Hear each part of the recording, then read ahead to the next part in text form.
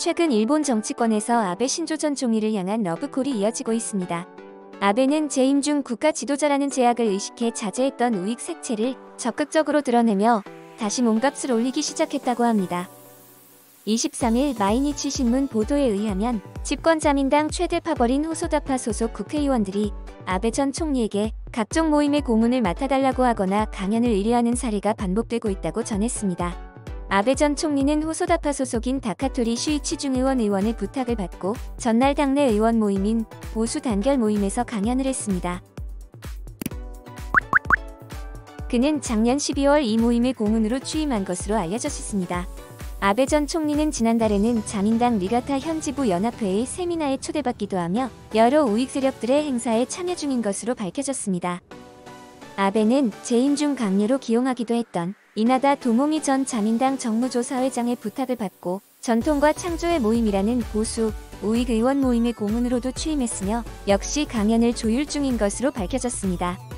진짜 아베는 아직도 정신 못 차리고 우익들 선봉장을 서고 있습니다. 그는 이나다가 이달 12일 발족한 탈탄소 사회 실현과 국력 유지 및 향상을 위한 최신형 원자력 리플레이스 추진의원 연맹이라는 이름만 거창한 우파 모임의 최고 고문으로 임명되었습니다. 차기 총리를 노리는 주자 중 한 명으로 분류되는 시모무라 하쿠분 자민당 정무조사회장은 저서 GBW 흥국론 행복도 세계 1위 나라로의 아베 전 총리와의 대담을 실었습니다. 시모무라는 이달 15일부터 젊은 의원을 소규모로 모아 아베 전 총리의 선거 비법을 배우도록 하는 학습 모임을 열고 있습니다. 완전히 아베 따까리 그 자체인 것 같습니다. 세상이 변했는데 아베 같은 극우파가 다시 당선 가능성이 있다고 생각하는 걸까요? 또한 자민당에서는 선거용 포스터를 함께 제작하고 싶다고 부탁하기도 하면서 아베를 계속해서 부각시켰습니다. 아베 또한 자신에게 너무 많은 이목이 집중되자 스가 요시히데 총리와 함께 만들어라라며 거절하는 제스처를 취했다고 마이니치는 전했습니다. 자민당 의원들이 아베와의 인연을 강조하거나 그와 함께 활동하려는 것은 아베의 영향력을 보여주는 것으로 풀이되고 있습니다. 의원들은 자민당의 확실한 차기 총리 주가가 없는 상황에서 아베를 활용해 인지도를 높이려고 하는 것으로 보인다고 전해지고 있습니다. 아베 또한 여러 기회를 활용해 자신의 지론을 펼치면서 약해진 일본의 우익 세력들을 다시 결집시키고 있습니다. 교도통신에 따르면 그는 지난 22일 한 매체의 헌법 심포지엄에 출석해 진심으로 타격력을 억지력으로 생각해야 한다. 실제 수단과 작전 계획도 마련할 필요가 있다라고 주장하며 적 기지 공격 능력 보유가 필요하다고 강조했습니다. 이날 아베가 지칭한 적이라는 게 대한민국을 표현한 것이라고 마이니치 신문이 알렸습니다. 또한 그는 자위대가 요격 시스템을 중심으로 미사일 공격 방어 태세를 구축한 것에 대해 막대한 비용을 들이고 있으나 정말 어려운 기술이라고 덧붙였습니다. 그리고 자위대의 지위를 더 높이기 위해 헌법 구조를 개정해야 한다며 호소했습니다. 이날 아베는 여러 가지 주장을 펼쳤고 마치며 자신에 대해 비판적 보도를 많이 했던 아사히 신문에 대해 날조 체질은 바뀌지 않는 것 같다. 한국과 유사한 습성이다. 라며 비판했습니다.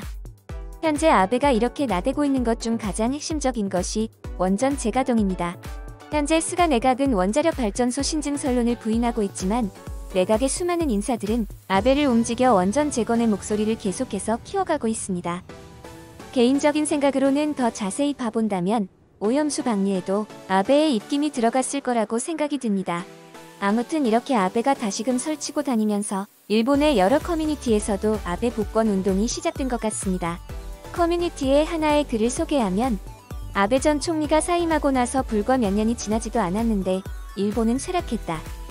당시 한국과의 마찰이 최조고에 달하면서 한국의 정부와 언론이 힘을 합쳐 아베를 깎아내리는데 온 힘을 다했던 것을 기억할 것이다. 일본의 많은 언론사들도 한국의 가짜뉴스를 그대로 따라 적으며 그를 깎아내렸다. 지금의 10대, 20대들은 아베 총리가 이루었던 많은 업적들을 알지도 못한다. 그러면서 단순히 그들의 이야기를 들어주지 않았다고 비난하고 깎아내린다.